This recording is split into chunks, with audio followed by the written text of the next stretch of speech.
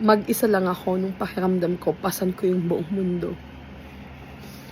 Walang may hawak ng kamay ko nung mga pinaka nangangailangan ko na may karamay at may humahawak ng kamay ko. So, paano sasabihin ng tao na ang damot ko? Nung mga panahon na pinakailangan ko ng makakapitan, mag-isa lang ako. Tapos yung natutunan ko kung paano magkaroon ng boundaries. Sasabihin ng tao, plastic ako. May saltik ako dahil meron na akong sariling mundo ko. Napakasimple kong tao. Matapang ako sa umpisa. Pero parang, alam mo yung shell ng turtle. Na sa totoo, sa labas, matigas siya, pero pag nakilala mo na siya ng lubusan, kapag kinilatis mo na siya, pag alam mo na yung kwento niya at bakit siya naging ganyan, ano yung mga pinagdaanan niya, bakit minsan masayahin siya, bakit minsan seryoso siya. Because maybe somehow, hindi palagi all the time kailangan masaya tayo. May mga bagay na kailangan nating seryosohin. Dahil hindi sa lahat ng oras, lahat laro, lahat biro. At saka, the fact na hindi ako dito lumaki. Sobrang hirap bang intindihin na magaling ako magtagalog pero hindi ako dito lumaki. So, ang kinalakihan ko, pag may problema kami, aayusin, susolusyonan. Dito kasi, pag may problema yung tao sa isang tao, ang gagawin nila, chichismis na sa ibang tao, pero hindi nila kayang harapin yung tao na may problema sila. Kami kasi, dun sa Amerika, pag galit ako sa'yo, bibigyan kita ng space, pero pag-usapan natin after. Para hindi natin iuungkat ulit sa susunod na may hindi tayo pagtatalo. At least, na-heal siya. Hindi yung man lang napag-usapan na parang wala lang, tapos plastikan kayo, hi, hello, diba? Hindi nila nagigets yun eh. And then magtataka sila, yung tao nag-iiba. Diba? Maybe because of the things that the person have been through, the hardships, the pain, the traumas, minsan ka na nga lang nagpakatotoo, at nung nagpakatotoo ka na, dun ka pa inabuso, dun ka pa pinag-isipan ng masama, nung totoong nagmahal ka na, nung totoong niyakap mo na yung mga tao, nag-care ka na sa tao, doon ka pa nahusgahan.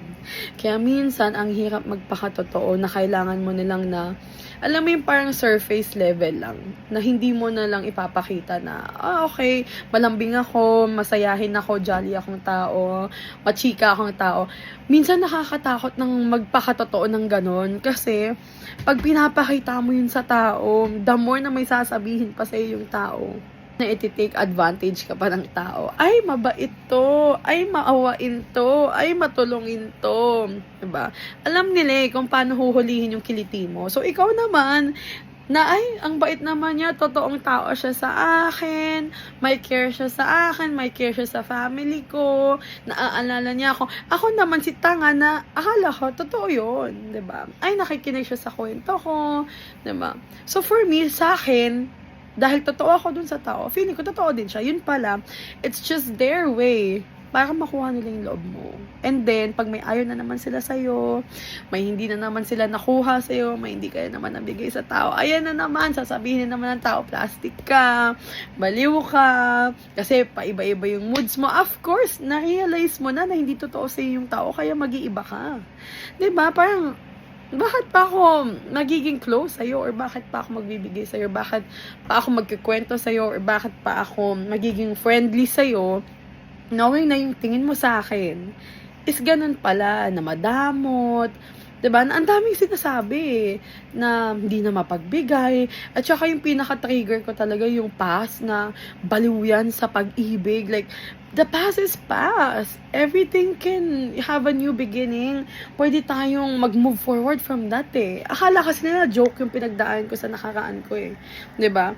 I'm not blaming my past, but I'm also just telling them na tama na, kasi nakaraan na yon. Ang point doon, lahat tayo pwede magbago, pwede mag-improve, pwede mag-grow from that season ng buhay natin. Kaso yung mga tao, pakiramdam nila dilulo ka pa din sa pag-ibig, stuck ka pa din, patay na patay ka pa din sa tao. Like, you're trying to make your own life. Ang daming nawala, ang daming nasayang, ang daming time na na-waste. 'Di ba? Kaya ako, galit ako sa sarili ko kasi paulit-ulit nire-remind sa akin ng tao yung pagkakamali ko sa past ko. Na feeling nila until now, ganun pa din ako. Hindi na nga eh, 'di ba? Nagbago na eh. Like, can we just have fresh start? So, ang hirap lang ipaintindi sa tao na minsan, totoo ka na eh. Totoo na malambot talaga puso mo, maawain ka talaga, mapagbigay ka talaga, mahilig ka talagang mag-care, mabilis ka maka-appreciate. Pero dadating talaga yung level ng buhay na, bakit pa? 'Di ba? Alam mo na yung experience dun eh. Nung sinubukan mo buksan yung puso mo, magpakatotoo sa tao, alam mo na ang gagawin nila. So ngayon, nagkakaroon ka ng pagiging dominant or matapang na side.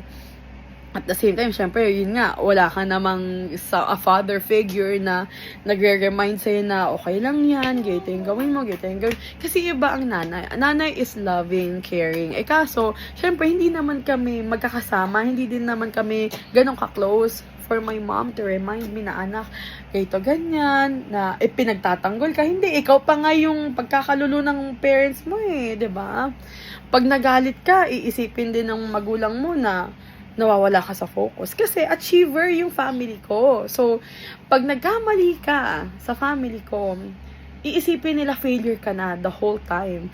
Pero nag-current ka naman ng part ng buhay mo na naging achiever ka naman talaga.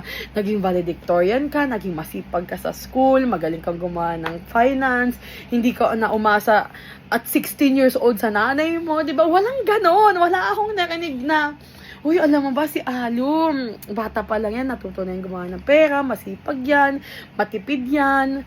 Ngayon lang naman ako naging ganito eh, just in the Philippines, everything changed. And I understand na malaki yung naging impact ng experience ko dito.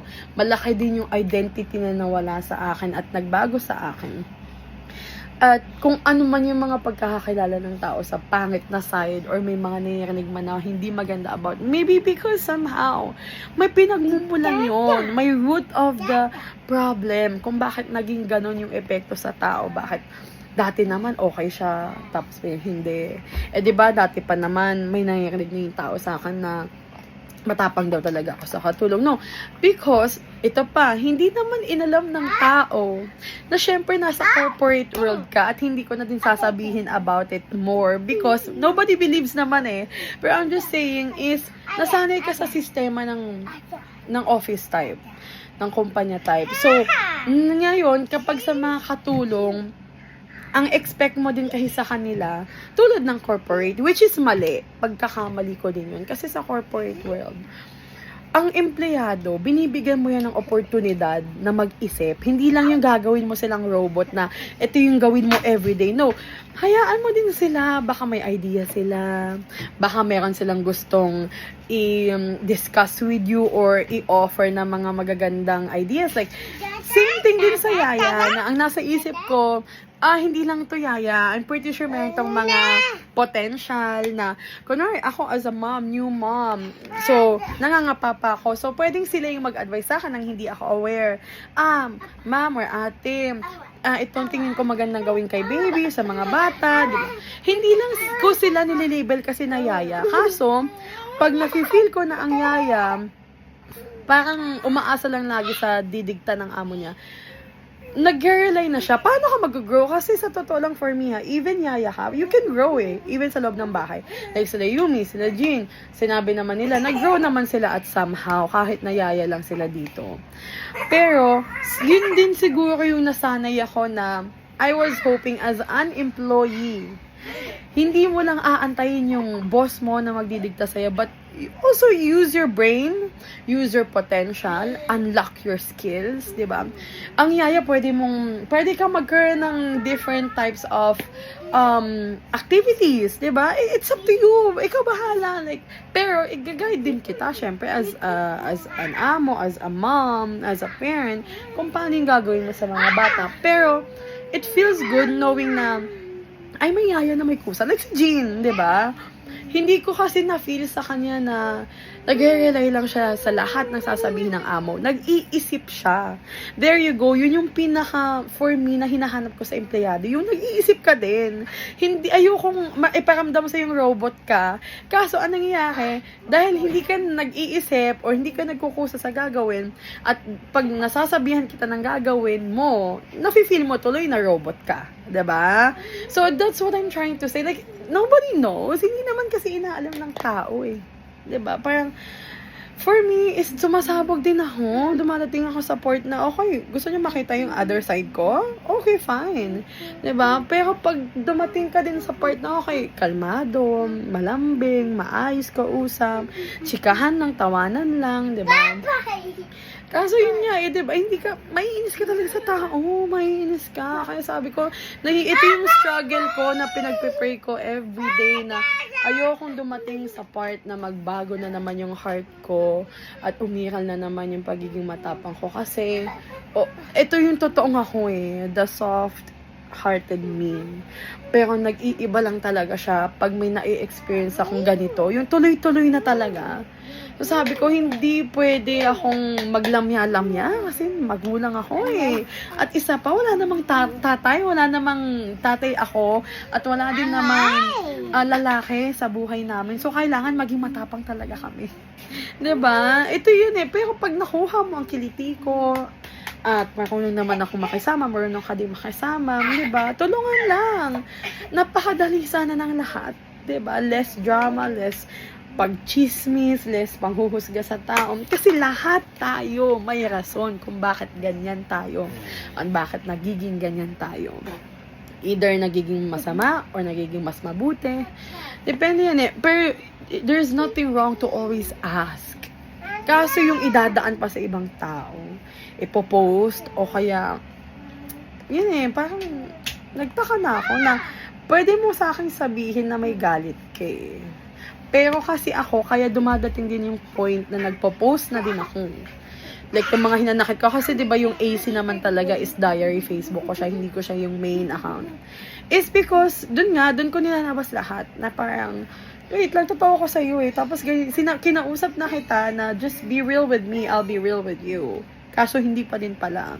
So, nag-turn out, di ba, na ako din, napapalabas na ako ng sama ng loob ko dun sa ibang aspect, which is, social media, but not to the point na sisiraan ko yung tao sa ibang tao. Kasi, ayokong gawin yun sa akin. Ba't ko gagawin sa iba?